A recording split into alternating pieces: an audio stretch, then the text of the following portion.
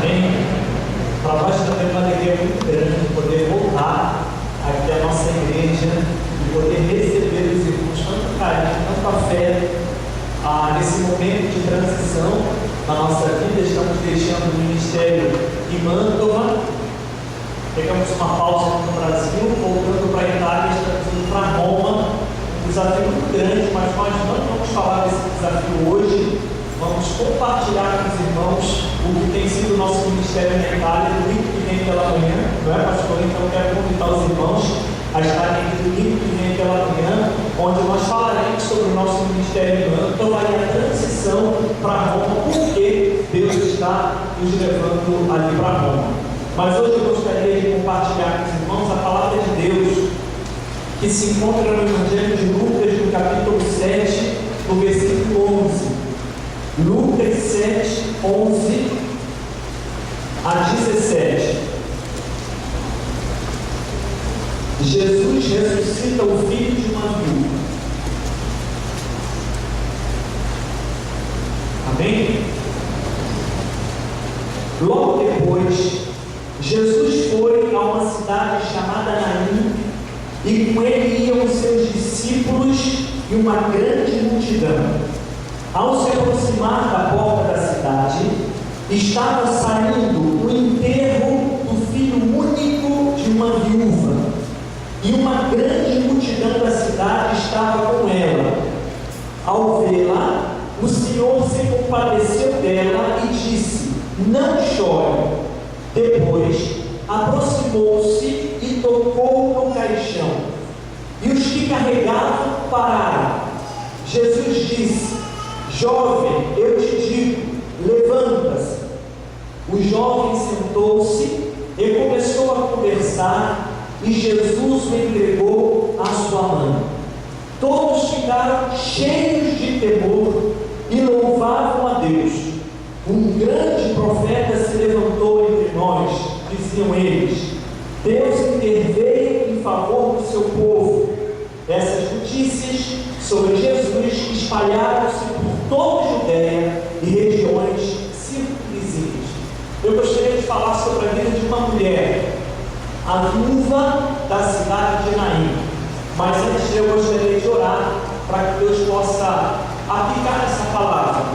Uma palavra simples, mas que Deus possa pegar essa palavra simples e transformar realmente em voz para os teus ouvidos e principalmente para o meu coração. Senhor, nós queremos louvar e bendizer o teu santo nome. O Evangelho é muito simples, Senhor. Como diz o nosso pastor, uma criança entende e um adulto entende. Mas é poder de Deus para a salvação de todo aquele que crê. Senhor, hoje nós iremos aprender contigo, através da vida desta mulher, esta viúva da cidade de Naim, uma mulher tão sofrida, mas que depois de ter encontro com o Senhor, com certeza teve a vida transformada. Senhor, eu tenho certeza que nesta noite tem pessoas aqui que estão sofrendo, talvez não pelo mesmo motivo daquela mulher, mas por outro motivo, Senhor, que estão sofrendo em busca de uma esperança. Pessoas desesperadas estão em busca de Deus, o Deus da esperança, que é Jesus Cristo. E a nossa oração, Senhor, é que essas pessoas possam encontrar nesta noite, e quem o conhece possa ter a própria fé, fortalecida no nome dele, no nome de Jesus, o nome pelo qual nós oramos nesta hora, o nome diante do qual nós nos permitimos, Senhor, de estar aqui à frente e te trazer a tua palavra. Toca nas mentes e nos corações dos teus filhos nesta noite, é o nosso desejo, em nome de Jesus. Amém. Meus irmãos, este texto, um texto pequeno, um texto simples, mas com uma verdade profunda. Este texto fala do encontro de uma mulher desesperada com o Deus da esperança, que é o nosso Senhor Jesus Cristo. Essa mulher morava numa cidade pequenina, uma pequena cidade chamada Naim, a 10 quilômetros de Nazaré e a mais ou menos 40 quilômetros de Cafarnaum.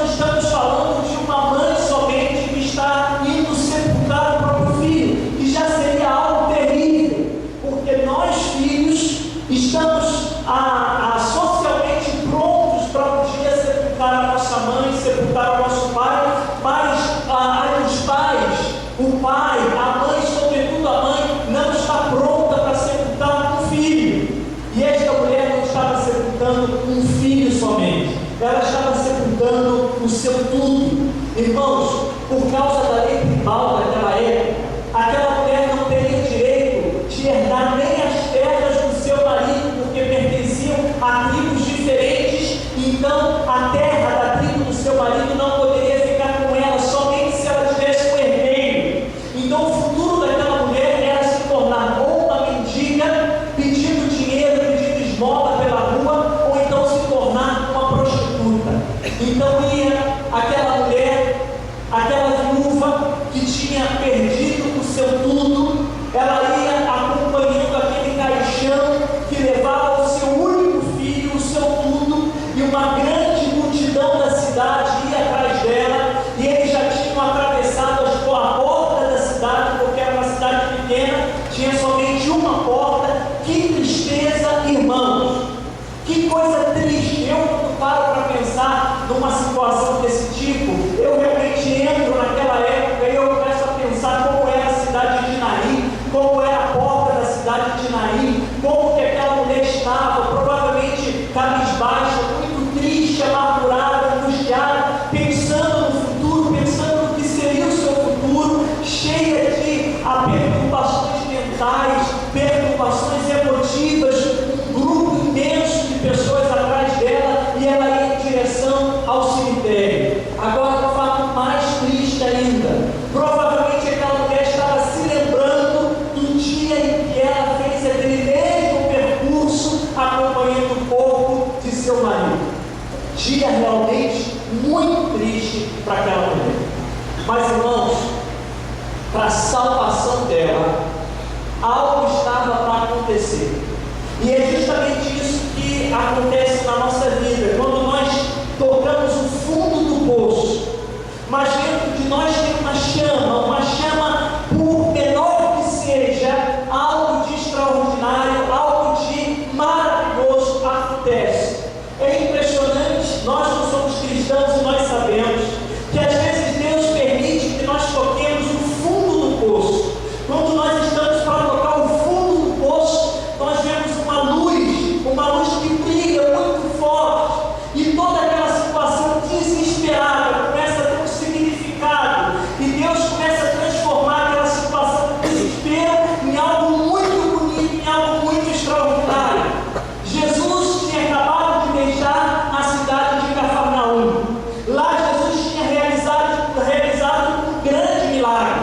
Ele tinha curado o servo de um centurião romano. Por quase 8 horas, uma grande multidão, além dos discípulos, acompanharam o Senhor Jesus em uma procissão, e eles cantavam, e eles louvavam a Deus, muito provável, e falavam daquilo que eles viram Jesus fazer. E eu tenho que imaginar, irmãos, às vezes quando Deus opera um milagre na vida de um irmão, nós ficamos muito felizes. Agora, prove imaginar estar naquela época e ver quando Jesus curava, quando Jesus libertava as pessoas dos espíritos malignos. Aquelas pessoas seguiam Jesus, uma grande multidão, porque elas viam algo diferente nele, porque ele transformava as vidas, porque ele não falava como os fariseus, porque ele curava os enfermos. Tinha algo diferente em Jesus, e provavelmente ninguém entendia porque Jesus tinha deixado Cafarnaum para ir até uma cidadezinha pequena como Naim, e estava ali, próximo à porta da cidade. Depois de quase 8 horas de viagem, Jesus, os seus discípulos e uma grande multidão. Duas multidões diferentes. A multidão da morte, carregando o corpo daquele jovem, que representava tudo para aquela mulher, um dia de luto, um dia de tristeza, não só para aquela mulher, mas para aquela cidade que se compadeceu dela e não a deixou sozinha. Mas uma outra multidão, uma multidão de pessoas que cantavam, que se alegravam. Já imaginaram a cena? De um lado as pessoas cabisbaixas, tristes, chorando. De outro lado, uma multidão que cantava, que tocava instrumentos, que falava da glória de Deus. Jesus estava para realizar algo que iria transformar, ou melhor, iria condicionar para sempre a vida daquela mulher. As duas multidões se encontram. Qual é o lugar, o ponto? A porta da cidade. Interessante que Jesus teve 5 atitudes em relação ao sofrimento daquela mulher, que iria transformar de uma vez por todas a vida dela. Agora preste atenção. Sabe o que eu tenho aprendido ao longo de todos esses anos de ministério, lidando com pessoas aqui do Brasil, fora do Brasil, porque o ser humano é igual em qualquer lugar, a necessidade do ser humano é igual em qualquer lugar, e é interessante como Deus trata com as pessoas aqui fora do Brasil de um modo muito carinhoso, de um modo muito afetuoso, de um modo muito especial. Jesus estava ali por causa daquela viúva. Interessante que Jesus, ele entra na cidade, uma grande multidão atrás dele, ele olha aquele cortejo fúnebre e ele procura em meio àquela multidão o rosto daquela viúva desesperada. Aqui nós somos centenas de pessoas, mas Jesus, ele olha para você individualmente, ele faz uma leitura de você, ele conhece todos os teus pensamentos, conhece todos os teus sentimentos. Jesus, ele conhece cada célula do teu corpo, porque ele te formou. E ele, quando chegou naquela cidade de Naim, ele olha naquela multidão procurando o rosto daquela viúva desesperada que tinha perdido o seu tudo. Jesus a viu. Irmãos, não é o único texto do Evangelho em que Jesus enfrenta uma multidão por causa de uma pessoa. Você se lembra de Zaqueu? Jesus entrava naquela cidade, Zaqueu era baixinho, e ele procurou falar com Jesus de qualquer jeito, mas ele não era uma pessoa bem aceita na sociedade, as pessoas provavelmente empurravam ele, e ele tentava se aproximar de Jesus e as pessoas não deixavam, uma porque ele era baixinho, não conseguia entrar no meio da multidão, outra porque ele não era uma pessoa bem aceita na sociedade, provavelmente as pessoas o empurravam. Ele disse: olha, eu não consigo me aproximar de Jesus, não vou conseguir falar com ele, mas eu quero pelo menos olhar Jesus no olho, eu quero olhar o rosto de Jesus, eu quero ver como ele é. E aquele homem sobe de uma pequena árvore e espera Jesus passar. Quando Jesus passa, Jesus para aquela multidão que seguiu. Olha para quem? Olha para Zaqueu, bem os olhos de Zaqueu, e diz o nome dele: diz: Zaqueu, desce rápido, porque hoje eu vou para a tua casa. Ele nunca tinha visto Zaqueu, mas ele sabia quem era Zaqueu. Jesus te conhece, e ele está olhando para você nesse exato momento. Talvez você está passando por um momento difícil na tua vida. Você está dizendo: eu estou vendo um pedaço da minha história sendo levado dentro de um caixão, eu me encontro impossibilitado de fazer nada. Jesus sabe, e ele pode mudar essa situação trágica em uma situação de grande alegria e de testemunho para a sua vida. Jesus viu aquela mulher, ele olhou bem nos olhos daquela mulher. Jesus teve uma outra reação interessante. Jesus teve compaixão dela. No texto, versículo 13, diz assim: ao se aproximar da porta da cidade, 12, estava saindo o enterro do filho único de uma viúva, e uma grande multidão da cidade estava com ela. Ao vê-la, o Senhor se compadeceu dela e disse: não chore. Sabe o que quer dizer a palavra compadecer? Compacto. Ou seja, sofrer com alguém. O sentimento de compaixão é aquele sentimento que, quando nós olhamos uma pessoa e percebemos que aquela pessoa está passando por um momento difícil, nós nos sensibilizamos, mas ao mesmo tempo nós sentimos um profundo desejo em aliviar a carga daquela pessoa, sentimos um profundo desejo em ajudar aquela pessoa a sair daquela situação. Isto é compaixão. Jesus, ele não somente nos olha nos nossos olhos, Jesus não somente olha o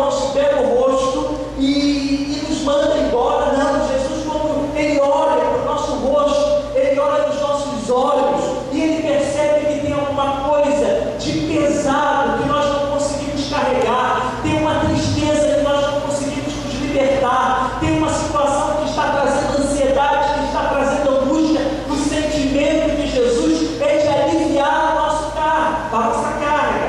O sentimento de Jesus é o mesmo sentimento que nós estamos sentindo naquele momento, e é por isso que o desejo do coração dele é aliviar a nossa carga, é fazer algo para que aquela situação mude. E Jesus fez aquilo com aquela mulher.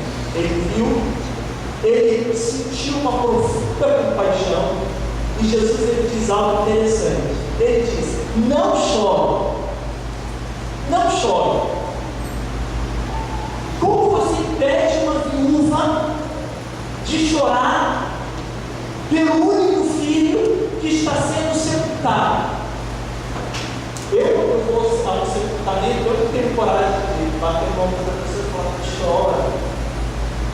Você já viu alguém fazer isso? Pastor, você já viu? Não chora, irmão. Não chora, irmão. É impossível, a pessoa vai chorar mais ainda e vai achar que você é insensível. Mas sabe por que Jesus falou para aquela mulher: não chore? Olha, ele olhou a mulher, ele olhou, ele identificou, ele teve compaixão e gritou: mulher, não chore. Eu tenho que imaginar o que as pessoas disseram, né? Mas o que isso aí?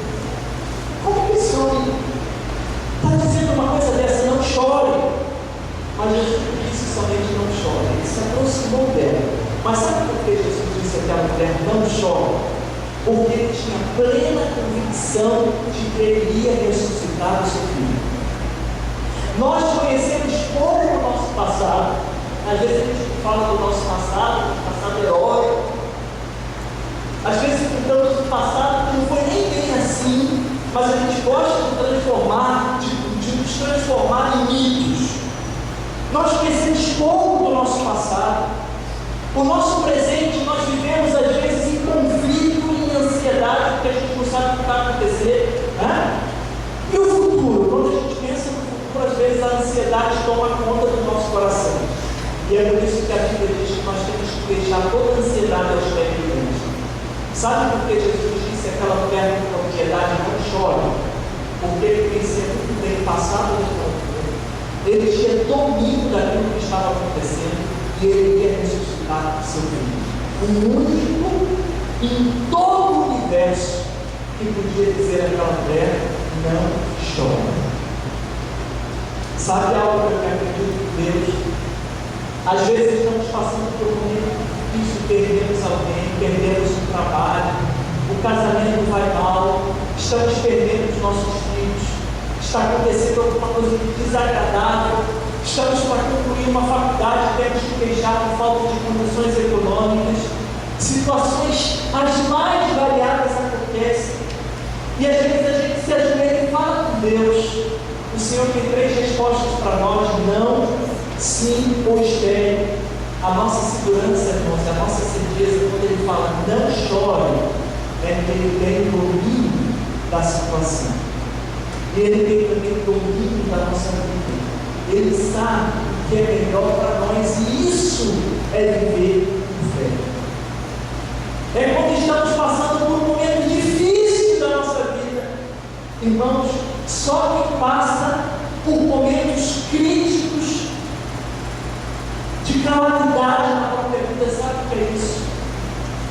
E a gente vai aos pés do Senhor, e o Espírito Santo invade, ele inunda a nossa mente, o nosso coração, e nós conseguimos dizer: olha, eu não sei qual será o desfecho desse capítulo, mas o Espírito Santo testemunha ao meu coração: tudo vai dar certo. E às vezes a gente espera assim, e Deus diz não. E quando Deus diz não, a gente espera alguns meses e fala: Deus, obrigado pelo não. Não é assim? Às vezes a gente pede assim: Senhor, eu quero tanto isso. Deus fala: espera. E a gente entende, porque nós somos assim, eu sou assim, nós somos assim. Esperamos às vezes alguns meses, alguns anos, depois alguns dizer: Senhor, obrigado porque o Senhor me fez esperar. Jesus ele disse para aquela mulher: não chora. Irmãos, quando nós confiamos no Senhor, realmente a nossa alma encontra paz. Lá em Mantova, nós estamos vivendo um momento de muita tristeza com alguns irmãos. É uma igreja, não é uma igreja grande, tem 200 membros, e nós tínhamos até alguns meses atrás 3 irmãos com câncer, fazendo quimioterapia. O irmão Mir, o Tomás, que é um menino de 8 anos, que eu peço que vocês olhem por ele, e uma senhora Neuzedia, uma senhora brasileira, uma crente fiel a Deus. Eu me lembro que ela foi fazer os exames, foi até o hospital. Então o câncer dela já estava em um estado muito avançado, e o médico falou com a família, mas ficou sem jeito de falar com ela. Depois teve que falar com ela, e ela virou para o médico e falou: olha, os que confiam no Senhor são como os montes de Sião, que não se abalam, mas permanecem para sempre. Eu fui visitá-la 4 vezes. A primeira vez ela não parecia que estava bem, ela disse: pastor, eu confio no Senhor. Salmo 125:1, os que confiam no Senhor são como os montes de Sião, que não se abalam, mas permanecem para sempre. Depois eu fui visitá-la outra vez, ela estava mais debilitada, e eu falei: irmã, como ela não está? E ela disse: pastor, no Senhor são como os montes de Sião, que não se abalam, mas permanecem para sempre. A terceira vez ela estava muito debilitada, mas ela disse: pastor, o Senhor são como os montes de Sião.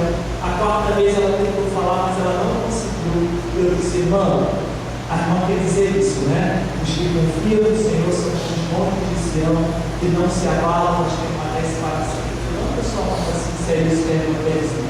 E ela levantou a mão. Outro dia ela faleceu. Porque o Espírito Santo inunda a nossa mente e o nosso coração. Faz com que a gente consiga se alegrar no sim, no não, e não espere, sabendo que Ele tem o controle de todas as coisas em suas mãos.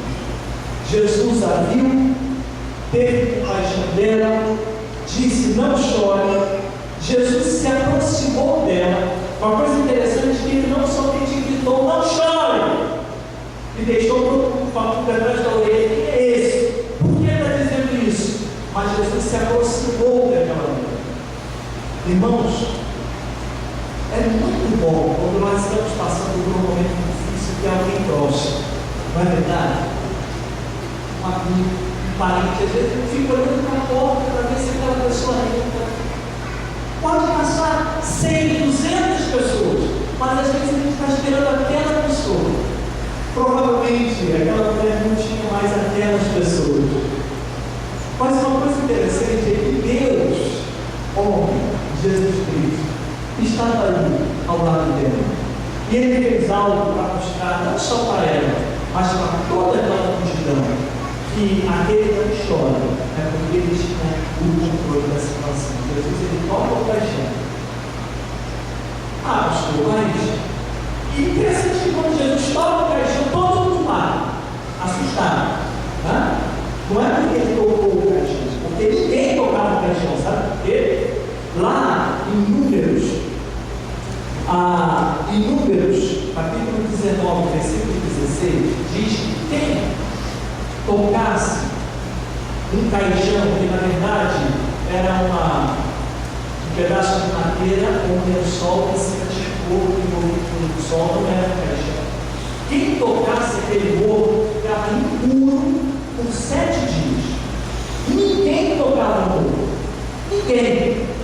As pessoas que estavam carregando, eles estavam carregando em cima dos ombros, colocando num pedaço de pau, de madeira, não o morro.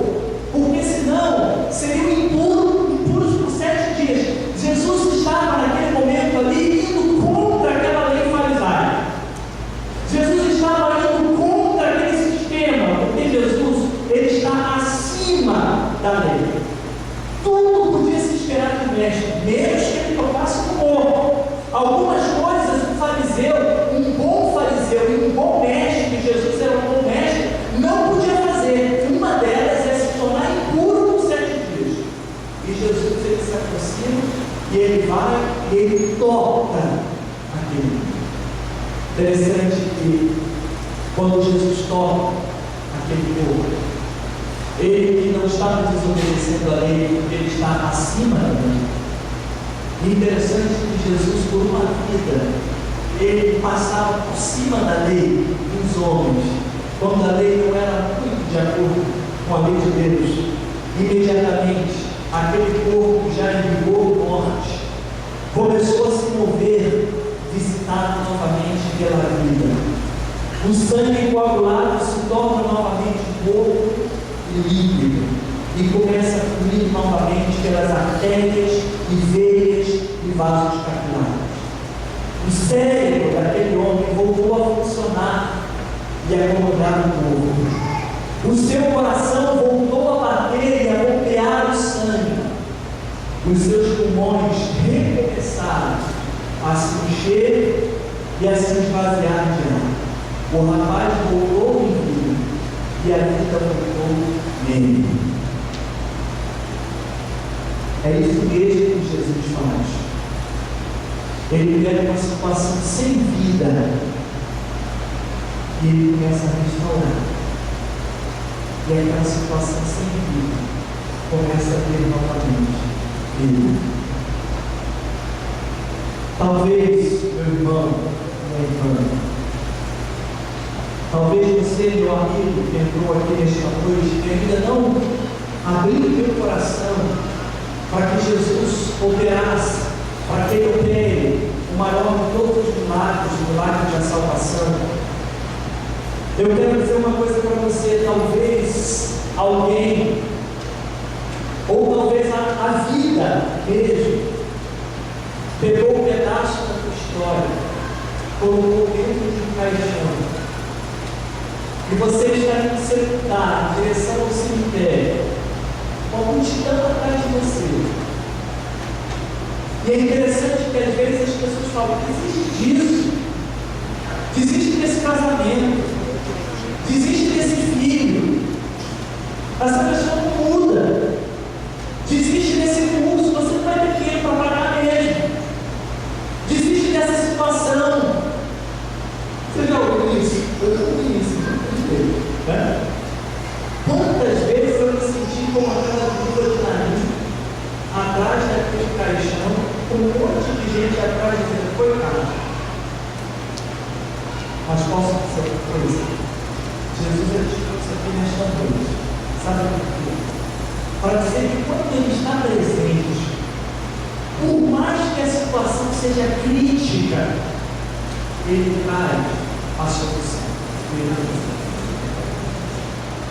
Porque nós podemos tudo, mas Deus pode todos. Talvez você esteja passando por um momento difícil na tua vida, meu irmão. Eu quero orar com você. Sabe por quê? Ensine de Deus, não de Deus, espere de Deus, com o testemunho do Espírito, para pegar para mim.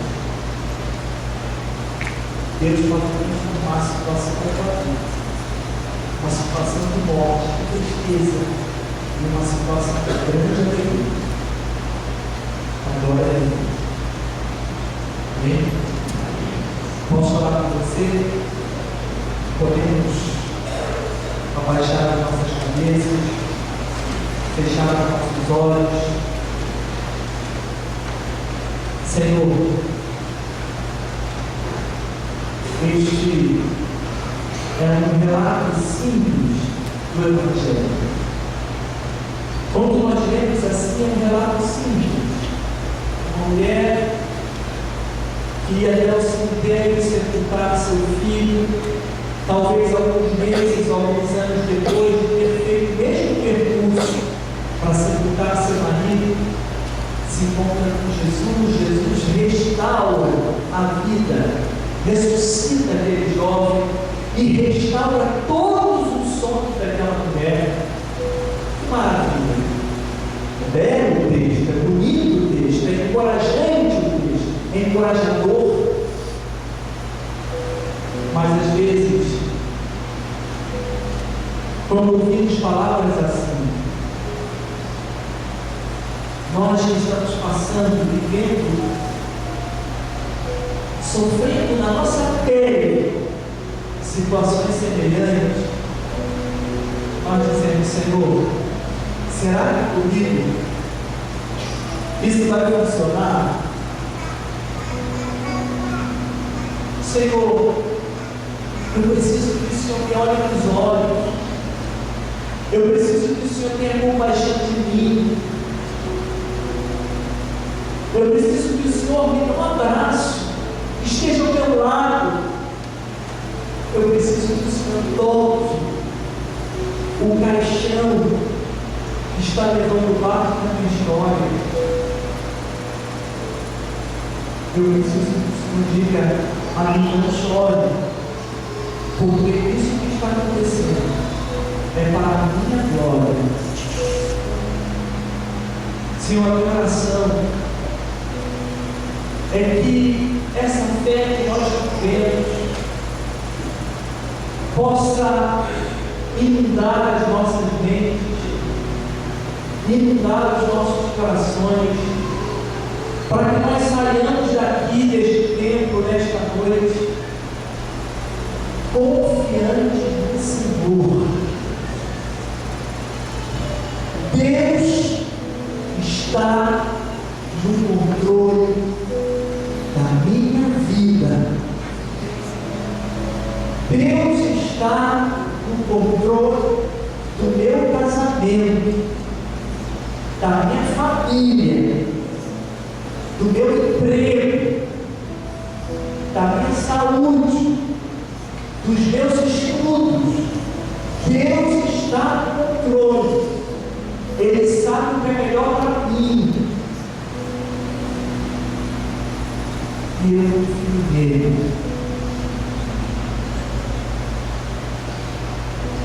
Enquanto toda a igreja ora, com os olhos fechados, com a cabeça fechada, eu tenho certeza que o Senhor te concedeu esta noite